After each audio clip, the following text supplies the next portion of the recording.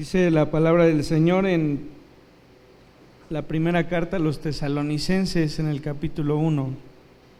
Pablo, Silvano y Timoteo, a la iglesia de los tesalonicenses en Dios Padre y en el Señor Jesucristo.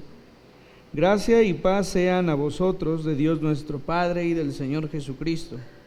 Damos siempre gracias a Dios por todos vosotros, haciendo memoria de vosotros en nuestras oraciones, acordándonos sin cesar delante del Dios y Padre nuestro de la obra de vuestra fe, del trabajo de vuestro amor y de vuestra constancia en la esperanza en nuestro Señor Jesucristo, porque conocemos, hermanos amados de Dios, vuestra elección. Señor, te damos gracias por este tiempo. Te damos gracias porque nos permites estar en este lugar. Hemos, Señor, de iniciar con el estudio de estas dos cartas, Señor, escritas por el apóstol Pablo. Te rogamos que pongas en nuestro corazón el propósito que tenía este hombre al escribir a estas iglesias, a esta iglesia en particular. Llévanos a comprender las palabras que ha utilizado y el sentido de expresar lo que tú pusiste en su corazón para ellos. Bendícenos en esta mañana, nos ponemos en tus manos, en el nombre de nuestro Señor Jesucristo. Amén. Hay que recordar una vez más en qué parte del segundo viaje misionero se encuentra Tesalónica. Recordamos una vez más que a la separación del apóstol con Bernabé decide navegar a Chipre y Pablo decide subir hacia la región en donde había estado visitando, en Listra, y de allí queriendo pasar por Asia, en la parte inferior de el viaje, de acuerdo a su trayecto, dice que el Espíritu no le permitió que hiciera esto, y que continuó su camino, y llegando ya a la orilla del mar, recibió una visión de noche, dice que le decía: pasa a Macedonia y ayúdanos. Y es allí donde el apóstol entiende que el camino que Dios tiene para él ha sido trazado ya. Entonces atraviesa este mar y comienza esta predicación ahí en Filipos. Un tiempo muy breve, un tiempo en el que fue encarcelado, un tiempo en el que fue señalado, un tiempo en el que se convirtieron personas. Posteriormente viaja a Tesalónica. Dice la Biblia que estuvo allí por 3 días de reposo, es decir, 3 semanas, y que salió huyendo porque le perseguían. De allí también se movió hacia Berea por un tiempo, después Atenas, que es lo que veíamos la semana anterior, y finalmente llegó a Corinto, en donde se estableció, según el libro de los Hechos, por 1 año y medio. ¿Por qué es importante esto? Por el tiempo que estuvo en Tesalónica. Sin duda, una de los pensamientos del apóstol era saber si había sido suficiente lo que había podido hablarles a los tesalonicenses. Habían sido solo 3 semanas. ¿Qué puede uno aprender en 3 semanas? Yo creo que no mucho, Lo que sí puede pasar es que en 3 semanas, o en un día, o en un segundo, o en un suspiro, uno sí pueda creer. Eso es distinto. Nosotros, estando en la iglesia por muchos años, no es que sepamos todo lo que la Biblia dice. Me atrevo a pensar que no todos hemos leído, por ejemplo, la Biblia completa. Entonces, no sabemos mucho, pero hemos creído. 3 semanas no bastaron para que el apóstol les dijera todo lo que tenía que decirles. Tan es así que tenía la inquietud de saber. Pero sí fue suficiente para que muchos creyeran. Porque cuando Dios llama y cuando Dios nos muestra su corazón, basta para que nosotros creamos. Un segundo, un pensamiento, un año, toda una vida, no lo sé. Sin embargo, el apóstol decide enviar al joven Timoteo de regreso. ¿Y cómo sabemos esto? Pues porque la misma carta lo dice. Vamos al capítulo 3, iniciaremos por ese capítulo solamente para observar esta parte. Capítulo 3 de la primera carta a Tesalonicenses. Dice que el apóstol en lo previo tenía muchas inquietudes acerca del pensamiento y la estabilidad de los de Tesalónica. Y dice, por lo cual no pudiendo soportarlo más, es decir, habla de su pensamiento, no pudiendo soportar más la incertidumbre. Acordamos quedarnos solos en Atenas. Acuérdense que en Atenas Silas y Timoteo alcanzan al apóstol, pero dice que tenía tanta incertidumbre que decidieron quedarse solos, refiriéndose a él y a Silas. Dice, y enviamos a Timoteo nuestro hermano, servidor de Dios y colaborador nuestro en el Evangelio de Cristo, para confirmaros y exhortaros respecto a vuestra fe. Si necesitamos un motivo, el motivo era confirmar y exhortar a la iglesia, a fin de que nadie se inquiete por estas tribulaciones, porque vosotros mismos sabéis que para esto estamos puestos, porque también estando con vosotros os predecíamos que íbamos a pasar tribulaciones, como ha acontecido y sabéis. Por lo cual también yo, no pudiendo soportar más, envié para informarme de vuestra fe, no sea que os hubiese tentado el tentador y que nuestro trabajo resultase en vano. Pero cuando Timoteo volvió de vosotros a nosotros y nos dio buenas noticias de vuestra fe y amor, que siempre nos recordáis con cariño, deseando vernos como también nosotros a vosotros. Es decir, están en Atenas previo al viaje a Corinto, y el apóstol decide, por la incertidumbre que tiene, devolver a Timoteo a Tesalónica. Timoteo viene a Tesalónica, hace un viaje, está algunos días allí, observa cómo es que la situación de fe de los hermanos está presente, y regresa a Timoteo y le cuenta la situación en la que se encuentran. Una vez que le cuenta todo esto, el apóstol decide escribirles. Es decir, la carta a los tesalonicenses es una carta que se escribe alrededor del año 51 después de Cristo, cuando el viaje se emprendió más o menos en el año 50, es decir, no pasó mucho tiempo. Inclusive la segunda carta a los tesalonicenses es posible que haya tenido algunos días de diferencia, ni siquiera llegar a semanas o algún mes. ¿Por qué escribir en dos partes? Bueno, pues si hemos leído la primera carta a los tesalonicenses, es un recordatorio de la venida del Señor. Pero la gente se alarma tanto que el mismo apóstol decide escribir una segunda parte para hacerles ver que sí, que la venida del Señor está pronta, pero para que esto suceda tienen que acontecer ciertas cosas. ¿Nos suena familiar? Hay muchas iglesias que predican esto y lo hacen constantemente. Yo no digo que esté mal, está bien, el Señor ha de venir. Dice la palabra del Señor que estemos atentos, inclusive en esta primera carta de los tesalonicenses lo vamos a encontrar, que dice que estemos atentos y preparados para la venida del Señor. Sin embargo, también dice la Escritura que nadie conoce los tiempos y las sazones del Señor para venir por su iglesia. Es decir, podría venir ahora mismo, podría venir en un mes, en un año, en 10 años, en 100 años. ¿Qué es para el Señor el tiempo? Lo hemos dicho muchas veces, el tiempo para el Señor es inexistente, Él es eterno. Si no ha venido es por misericordia, para que tantos y tantos más crean y puedan ser salvos. Entonces, muchos de estos hermanos, al escuchar o al leer esta primera carta que les enviaba, pues decidieron hasta dejar el trabajo, ¿no? Voy a quedar aquí sentado esperando a que el Señor venga para estar atento y no me vaya a quedar, ¿no? Y lejos de todo, se desobligaron de muchas situaciones. Se prestó para situaciones que no deberían ser.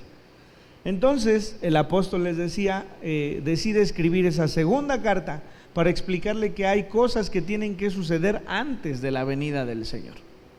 Por último, para ponernos en contexto, voy a leer rápidamente lo que se encuentra en Hechos en el capítulo 17, que es en la visita precisamente del apóstol a Tesalonicenses. en donde escribe en el versículo 3, o está escrito en la palabra, cuál era el mensaje que tenía para esta iglesia. Dice el versículo 3 del capítulo 17 en el libro de los Hechos, en la visita del apóstol a ellos. Dice: declarando y exponiendo por medio de las Escrituras que era necesario que el Cristo padeciese y resucitase de los muertos, y que Jesús, a quien yo os anuncio, decía él, es el Cristo. Esta es la premisa de lo que predicó en este lugar. Entonces de allí deriva la escritura de esta primera carta, incluso de la segunda. Son muy parecidas, incluso tienen un tanto cuanto parecido, pero digamos, es el contexto sobre el cual se escribe. Un hombre lleno de incertidumbre envía a otro para ver cómo están las cosas. Timoteo regresa, le explica, y entonces el apóstol decide escribir. En un corto tiempo escribe 2 cartas para de alguna manera resolver lo que está en los corazones de estos hombres y mujeres. Y entonces nos encontramos ya en este primer capítulo. Dice: Pablo, Silvano y Timoteo. Eso de poner 2 nombres a los hijos está difícil, ¿no? Hay quien nunca sabe el segundo nombre de alguna persona, ¿no? Pero a este hombre, Silvano, ya se les juntó otro, no, es Silas, nada más que es la forma, digamos, latina de nombrarlo por el lugar en el que se encuentran. Entonces, al decir Pablo, Silvano y Timoteo, no se refiere a que otro hermano se ha unido a esta encomienda, se refiere a Silas, que es el que inició el segundo viaje con el apóstol, en lugar de Juan Marcos. Ahora, vale la pena aclarar esto porque el apóstol, desde que empieza a escribir, inicia por dar los nombres de las personas con las que se encuentra. Si nosotros leemos las cartas del apóstol, todas inician de esta forma, nombrando a Timoteo, a Silvano, en otro momento les decía, nombró a Juan Marcos, incluso nombró a los que con él estaban. ¿Por qué? Porque les daba autoridad.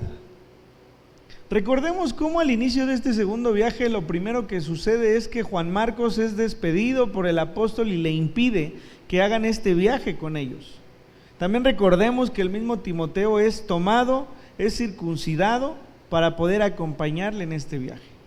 ¿Por qué es importante una cosa y la otra? Porque el apóstol sabe que si han de ir con él, ellos deben tener la autoridad que él mismo tiene, porque en algún momento, como este es el caso, los ha de enviar a ciertos lugares donde han estado o algún lugar nuevo, y ellos deben saber, es decir, los que le reciben deben saber que estos hombres tienen la autoridad dada por Dios para poder predicar la palabra, ¿sí? En muchas iglesias los pastores son nombrados porque son preparados dentro del mismo círculo que se tiene. En las iglesias bautistas hay una genealogía de cada iglesia y las misiones que tienen, y entonces esas misiones se convierten en iglesias y van siguiendo esta genealogía, y esto les da cierta autoridad. En este caso, Pablo los nombra porque es necesario que aquellos que reciben, en este caso a Silas y a Timoteo, sepan que lo que estos 2 hombres les han de enseñar es una palabra que el mismo Dios les ha dado, no solamente a ellos 2, sino al mismo Pablo. Entonces decide nombrarlos: Pablo, Silvano y Timoteo, repito, refiriéndose a ellos como aquellos que tienen la autoridad de ir y evangelizar. Si nosotros recordamos el final del primer viaje misionero, hay hombres que vienen desde la iglesia de Jerusalén, que vienen enseñando, y dice que la carta que se tiene que crear es por el motivo de ellos, de estos hombres que han ido a esas iglesias y han enseñado como no deben, es decir, no tienen la autoridad de enseñar. Y la misma carta dice que hemos sabido que han venido algunos hombres que no vienen de nosotros, que no han sido enviados por nosotros, ¿sí? Esto es la diferencia o la contraparte. Entonces, Pablo, Silvano o Silas y Timoteo. Lo segundo que les dice es: a la iglesia de los tesalonicenses en Dios Padre y en el Señor Jesucristo. Es significativo cómo nosotros formamos parte de la iglesia del Señor Jesucristo. Dice: a la iglesia de los tesalonicenses en Dios Padre y en el Señor Jesucristo. La iglesia de Cristo es una. La iglesia de Cristo no es los bautistas o los metodistas o los pentecosteses no, la iglesia de Cristo es una. ¿Cuál es la iglesia de Cristo? Cuando el Señor Jesús se encuentra con Pedro y le dice: ¿quiénes dicen que soy? Responde Pedro: ¿y quién dices tú que soy yo, Pedro? Y le dice Pedro: Señor, tú eres el Cristo, el Hijo del Dios viviente. El Señor le responde: bienaventurado eres Pedro, porque esto no te lo reveló ni carne ni sangre, sino mi Padre que está en los cielos. Y sobre esta roca, hablando de esta aseveración que Pedro tuvo, de decir tú eres el Cristo, el Hijo de Dios viviente, sobre esta afirmación yo voy a levantar mi iglesia. Así que, hermanos, ustedes han confesado que el Señor era el Cristo, el que había de venir, y el Hijo del Dios viviente. Somos bienaventurados, pero además somos la iglesia del Señor Jesucristo. Somos la iglesia por la cual el Señor vendrá. ¿Sí? Entonces, a la iglesia de los tesalonicenses, es decir, a todos aquellos hombres y mujeres que confesaron que Cristo es el Señor y que Cristo es el Hijo del Dios viviente, que Cristo murió y resucitó, a todos esos se les escribe. Y es notorio que dice tesalonicenses, no dice a la iglesia tesalónica, ese es el templo. A la iglesia de los tesalonicenses, a la iglesia de los mexicanos, a la iglesia de los orientales, de los chinos, a la iglesia de los judíos, a la iglesia que ha confesado esta verdad. A esas personas es que escribe el apóstol. Se encuentran en Tesalónica, pero están afirmados, dice, en Dios Padre y en el Señor Jesucristo.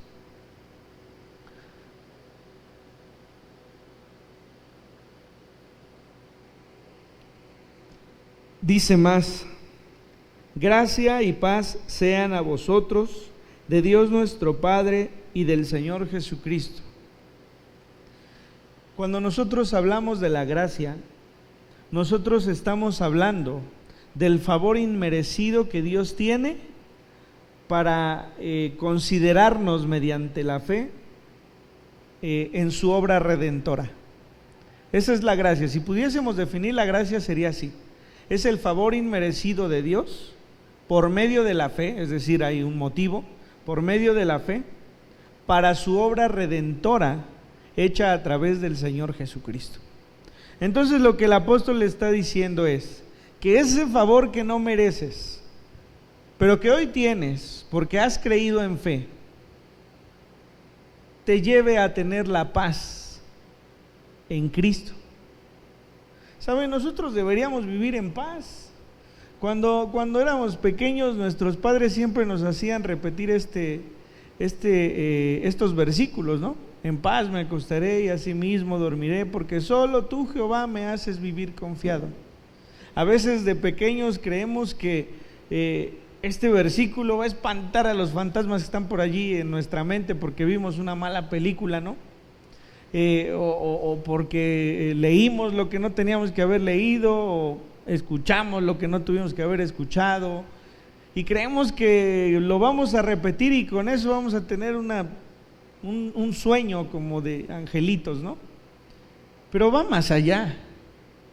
La paz que el Señor Jesucristo nos da, al tener su obra redentora en nuestra vida, tendría que ser suficiente para todo lo demás, porque la fe es la misma. Si usted ha creído, puede tener fe para saber que Dios tiene en sus manos todas las cosas: la salud, el alimento, el trabajo, a nuestros hijos, y esto nos debe traer paz. Entonces el apóstol tiene el deseo seguramente más hermoso que un pastor o que un misionero pueden tener de la iglesia a quienes les ha predicado: la gracia y la paz sea con vosotros. La gracia redentora del Señor Jesucristo por medio de la fe sea en cada uno de ustedes y les traiga paz. Ese es el saludo que el Señor tiene. Y para hombres que están acostumbrados a leer y a tomar cada palabra con el significado concreto y firme, de verdad es algo que debe recalcarse. A lo mejor nosotros ya nada más leemos y yo ahora que empiezo a leer otra vez y digo, híjole, qué mal leemos, ¿no? Porque, por ejemplo, eso de que Timoteo fue el enviado, yo la verdad no lo tenía presente, no lo tenía en mi mente, ¿no? Pero es claro lo que dice la Biblia, simplemente no leemos a conciencia.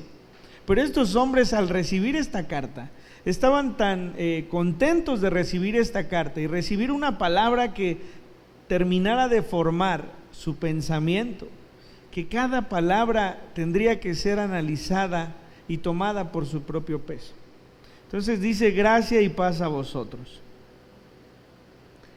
Una vez más dice, de Dios nuestro Padre y del Señor Jesucristo. Damos siempre gracias a Dios por todos vosotros, haciendo memoria de vosotros en nuestras oraciones. No sé si ustedes lo crean, pero de un tiempo para acá me acuerdo de todos ustedes para orar. Antes la verdad no lo hacía, pero es un pensamiento que Dios pone en nuestros corazones para orar por todos con los que nos reunimos. Yo anhelo y deseo que en sus corazones también está el pensar en todos nuestros hermanos y todos los que estamos aquí, en todos los que no han podido venir, en todos los que no están, y podamos orar. Entonces Pablo le dice, en todos mis pensamientos están ustedes y en todas mis oraciones están ustedes. Se siente bien que una persona te diga, estamos orando por ti. A veces creemos que no, pero si supiéramos de todos los que oran por nosotros, nos sorprenderíamos y entenderíamos cómo el Señor de verdad se agrada de que como hermanos oremos los unos por los otros. Y le va a decir Pablo, o les empieza a escribir Pablo, 3 cosas que son importantes, no solo para ellos, para todos los que hemos creído en el Señor. Dice el versículo 3, acordándonos sin cesar delante de Dios Padre nuestro, de la obra de vuestra fe, del trabajo de vuestro amor y de vuestra constancia en la esperanza. Hace muchos años, yo por lo menos me acuerdo de esa canción por eso. Samuel no se mantenía quieto, tenía muchos, ya no sé si cólicos, reflujo, quién sabe qué tenía, pero lloraba mucho.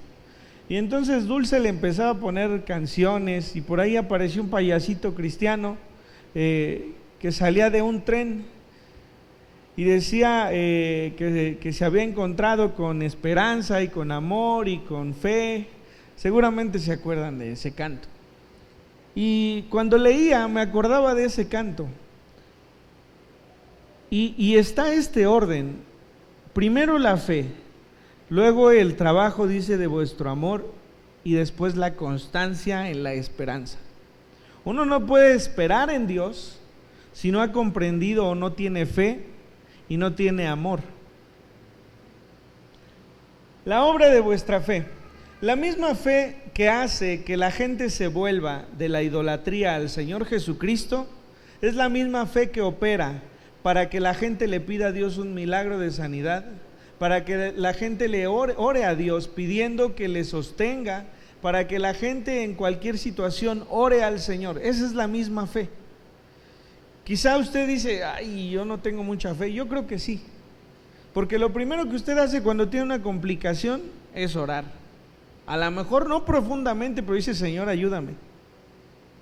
¿Se ha enfermado usted de gravedad en el último tiempo? En ese tiempo de enfermedad, estoy seguro que cada que cambiaba algo usted oraba.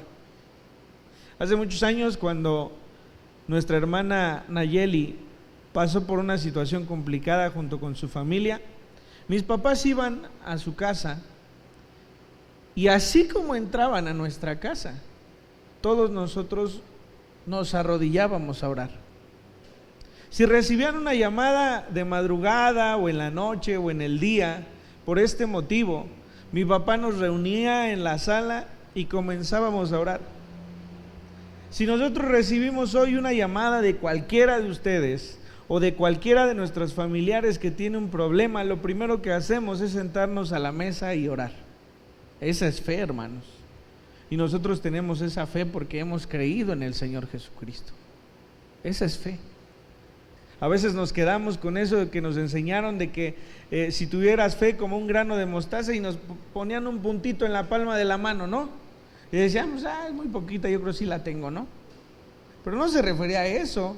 El grano de mostaza es de los granos que generan una de las mayores hortalizas que hay. Es decir, no se queda haciendo el puntito, crece y crece mucho y empieza a llenarse con facilidad. Esa es la fe que el Señor nos pide. Entonces no es quedarnos con ese puntito de fe, es que la fe se ejercita, ¿sí? A veces decimos, Señor, dame fe, pero hay complicaciones y no entendemos que las complicaciones lo que hacen es que nuestra fe crezca.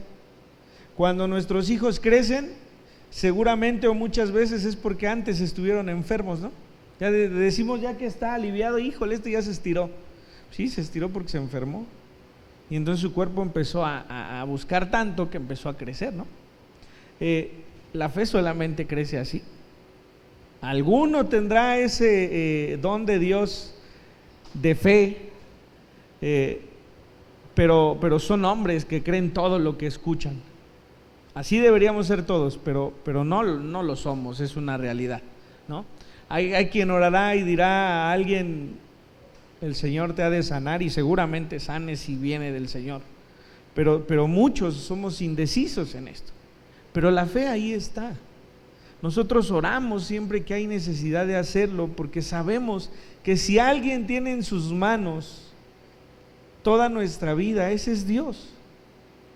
Cuando nosotros le decimos a nuestros hermanos o a nuestra madre o a nuestros conocidos, por favor ora por mí, es porque creemos que en medio de la oración están los milagros del Señor.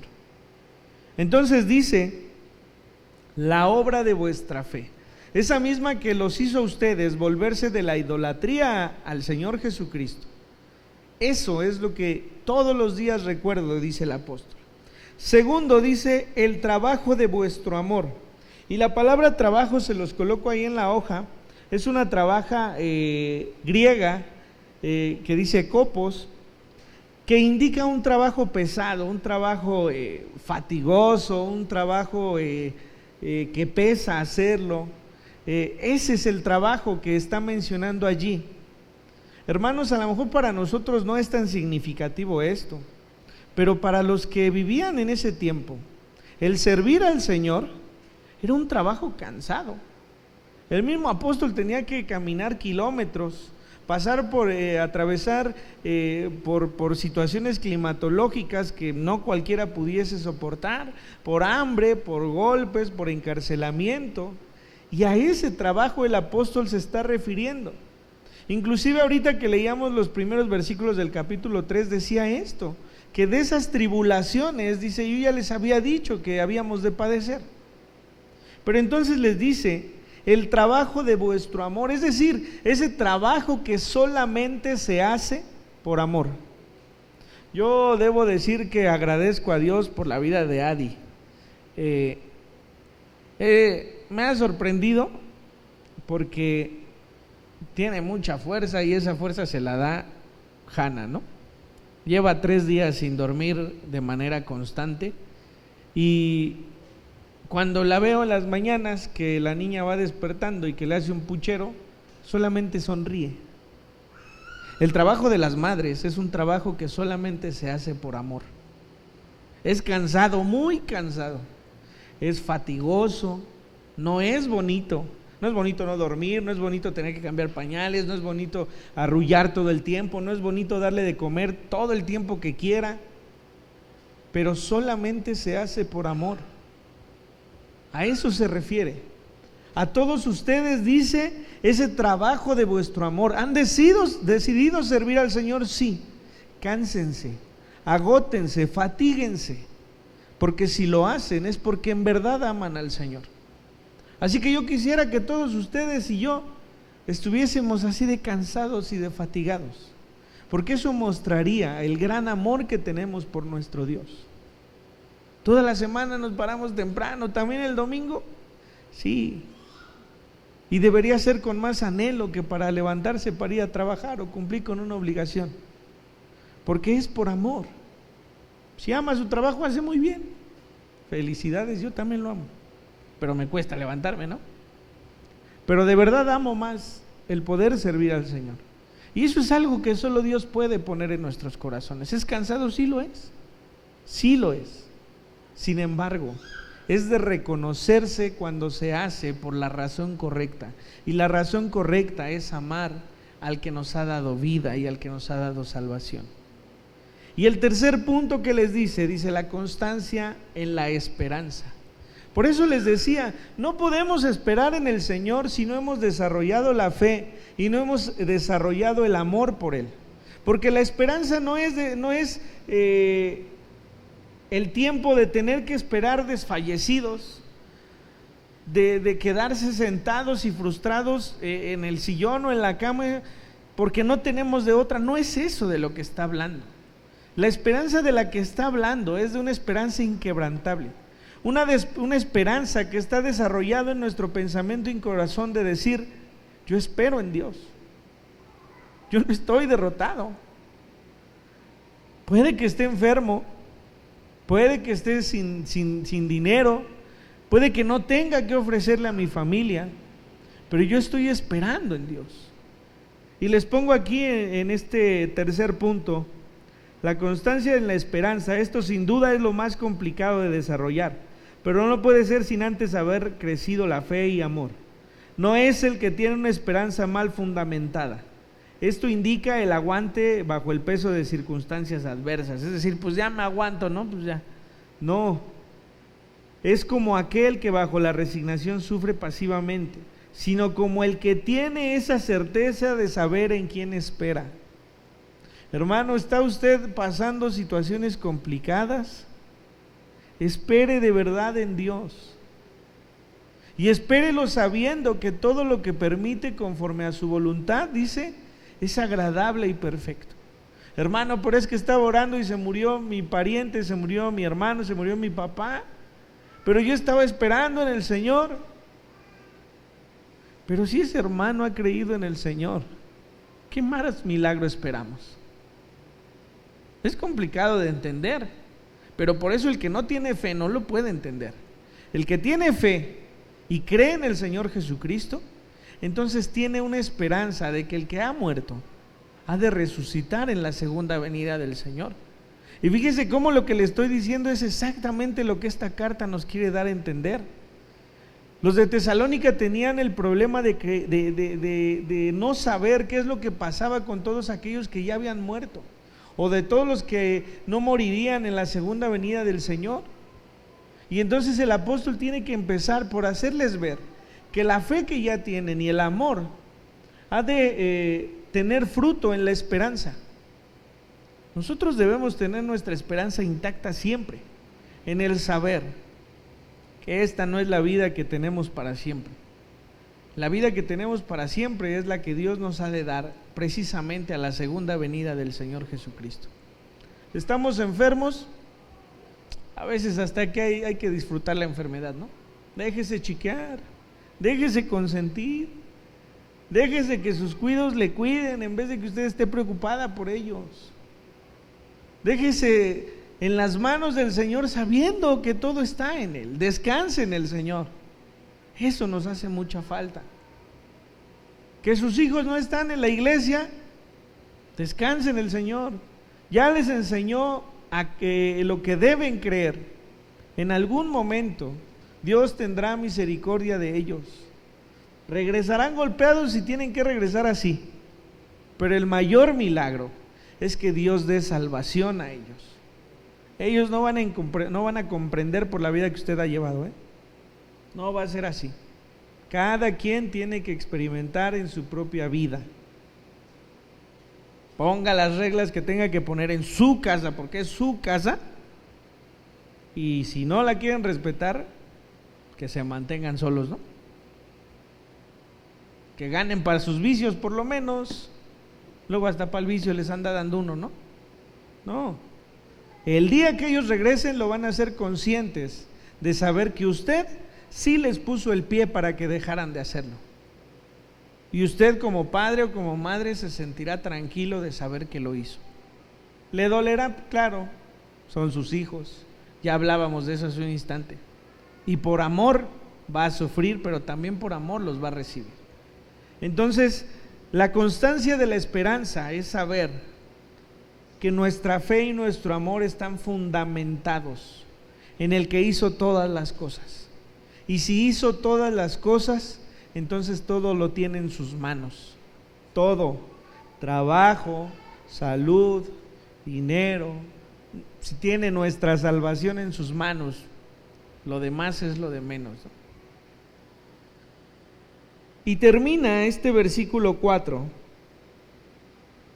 porque conocemos, hermanos amados de Dios, vuestra elección. Fíjense, los judíos utilizaban estas palabras, amados de Dios, solamente para personas específicas, de los cuales ellos consideraban que Dios había tenido un favor especial. Lo decían de Moisés, lo decían de Abraham, lo decían de David, no lo decían de cualquiera. Y el apóstol está asemejando a estos gentiles, a estos tres hombres, amados de Dios. Cuando la gente le dice, hermano, Dios le ama, yo me acuerdo mucho del hermano Parra, que estaba uno cabizbajo y decía, hermano, quite esa cara, Dios le ama. Y uno a veces decía, híjole, que estoy enojado, ¿no? Déjame enojarme. Pero no. Imagínese cuando alguien le diga a usted, amado de Dios, vea lo que le está diciendo. Le está diciendo que Dios, el que hizo todo lo que usted conoce, que le formó desde el vientre de su madre, le ama. Vea qué palabra les está diciendo. Eso debería ser suficiente para que nosotros sintiéramos consuelo y seguridad de todas las cosas. Pero les dice más, porque conocemos, dice, hermanos amados de Dios, vuestra elección.